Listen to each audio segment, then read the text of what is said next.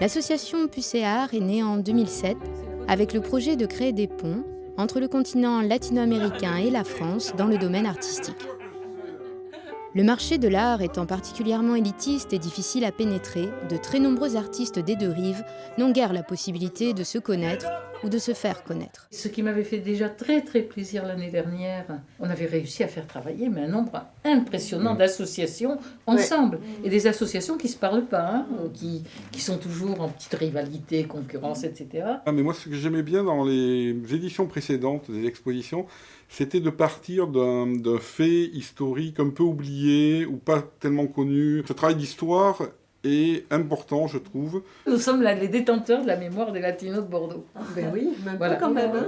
Les thématiques des expos précédentes, si on pouvait les rappeler, la première, comment vous l'avez choisie Mexico 68, donc sur le massacre de la place des Trois Cultures et tout ça.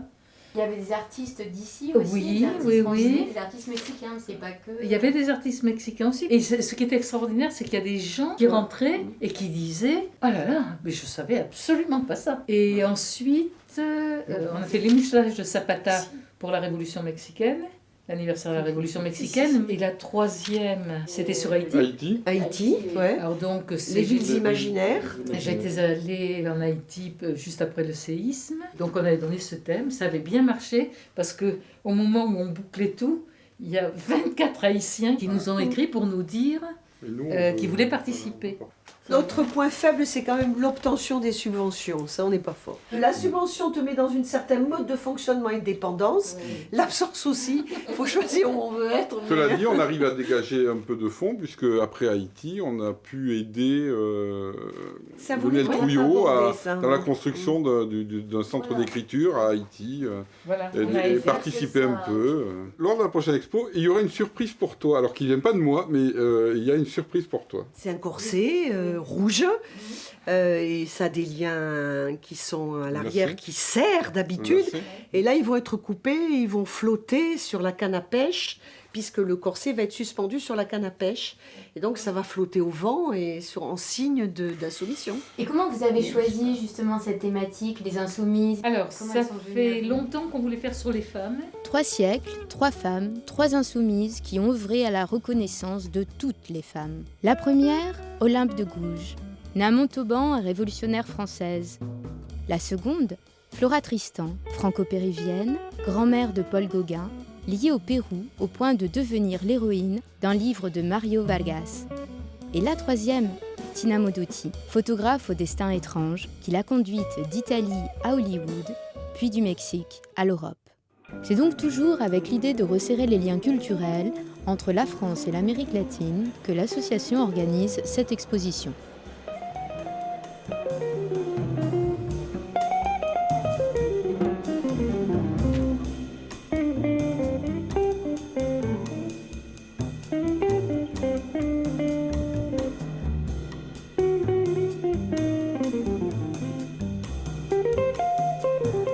Cette exposition regroupe 44 artistes de plusieurs pays, de France, d'Amérique latine. Quelqu'un m'a fait remarquer tout à l'heure qu'il y avait des hommes qui participaient à cette exposition. Et nous nous en félicitons parce que ce n'est pas une exposition des insoumises contre les hommes, c'est une exposition sur le thème de l'insoumission. Et d'ailleurs, l'affiche a été faite par un homme, contrôlé par des femmes d'ailleurs, qui lui ont demandé des modifications, mais c'est un homme qui a fait cette proposition.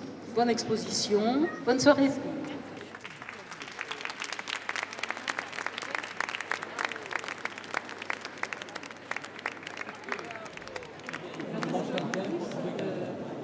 Comment tu as eu l'idée de peindre cette femme? Eh bien, j'ai été interpellé par une affiche dans Bordeaux. C'était un personnage qui sortait d'une scène. Et moi, ce que je pense, c'est qu'une affiche doit interpeller. Et donc, celle-ci, là, j'ai été amené à la faire. C'est-à-dire cette femme qui sort de la scène pour entrer en scène. Elle écrit Les Insoumises avec son pinceau, qui est le I. Hein, et elle a un pot qui s'appelle Zinec. Ma signature, je l'ai mise là-dedans. parce que je suis tout à fait d'accord avec ces femmes intrépides, insoumises, qui luttent contre l'oppression des hommes et qui savent se faire entendre. Attention, une femme peut en cacher une autre. Alors, il y a aussi des hommes insoumis, et donc ça fait un beau couple. Hein? Voilà, voilà.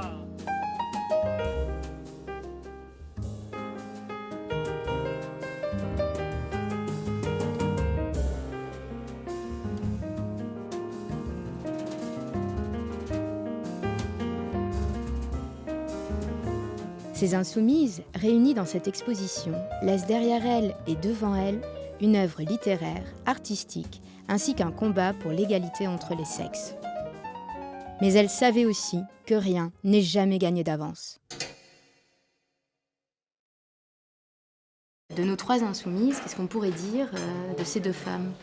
Alors, Olympe de Gouges et Flora Tristan ont un lien avec la région. D'ailleurs, c'est pour ça que nous avons associé Olympe de Gouges, Flora Tristan, parce que toutes les 2 ont écrit.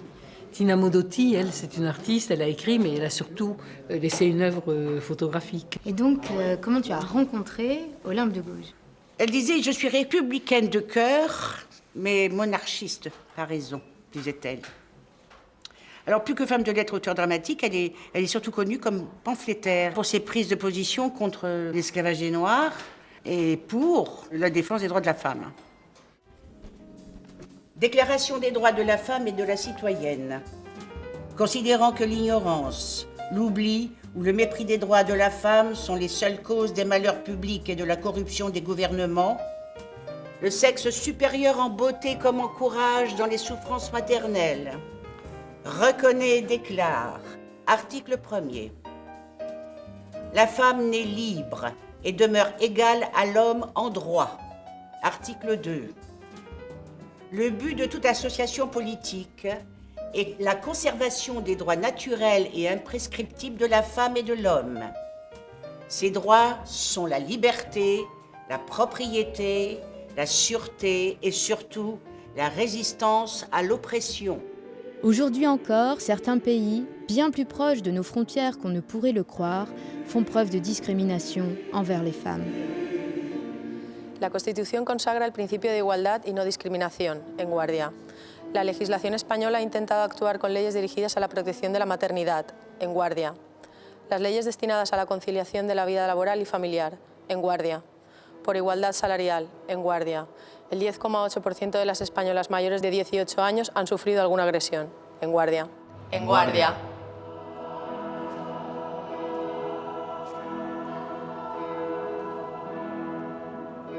J'ai découvert aussi tout à fait ces types de femmes qui sont prêtes à se battre jusqu'à la mort pour leurs droits, pour leur liberté. Para mí en este caso representa el componente guerrillero.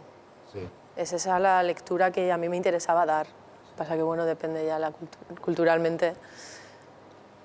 Realmente, ¿qué es lo que significa? Significa, es como una manera de insurrección, que eso es, como dice, de manera latinoamericana, siempre lo utilizamos se utiliza la gente para cubrirse la cara, ya sea el pasamontañas de los zapatistas o el pañuelo así, el paliacate.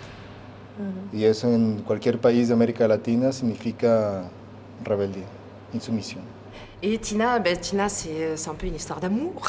Tina, je trouve que c'est déjà une très grande photographe. Et elle aussi, elle est représentative de ces femmes libres qui décident elles-mêmes de leur vie, à la fois de leur vie artistique, mais également de leur vie politique, de leur vie en général. Ce sont des femmes libres. Et Tina Modotti en est cette incarnation au final. Vous, comme homme, qu'est-ce que ça vous évoque, l'insoumission ? Pour moi, l'égalité entre les sexes devrait être absolue. Qu'est-ce qui t'évoque l'insoumission? Aí eu trabalhei, então, como se fossem fragmentos simbólicos de cada uma delas. Eu elegi 35 santas mártires, que também foram mulheres corajosas, que também foram decapitadas, foram torturadas. E isso eu associei com os martírios também das outras mulheres. E também porque as mulheres escreveram. E daí, por isso, o formato A4, muita escrita, muito texto, com uma iconografia da vida delas.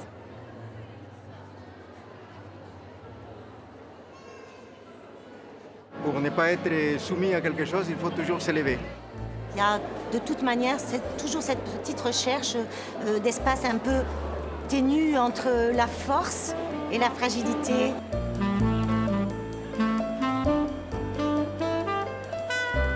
Ces 3 femmes, à la fois fortes et fragiles, n'ont pas seulement touché les membres de l'association Puce et Art, elles ont également séduit les visiteurs de l'exposition.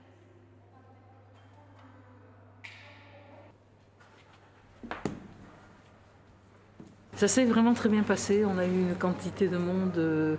À chaque fois, à chaque exposition, on a un peu plus, mais cette fois-ci, ça a été impressionnant, puisqu'on avait entre 50 et 120 personnes par jour. Voilà, c'est-à-dire que globalement, on est très contents et on va commencer à réfléchir sur ce qu'on va faire l'année prochaine. Il va falloir trier. Le plus difficile pour nous, c'est d'éliminer. Alors comme on a commencé à le dire un peu partout, on peut le dire comme ça, qui s'appellerait la Lose et le Huachinango. Et c'est avec des perspectives pour l'année prochaine que l'exposition des Insoumises s'achève.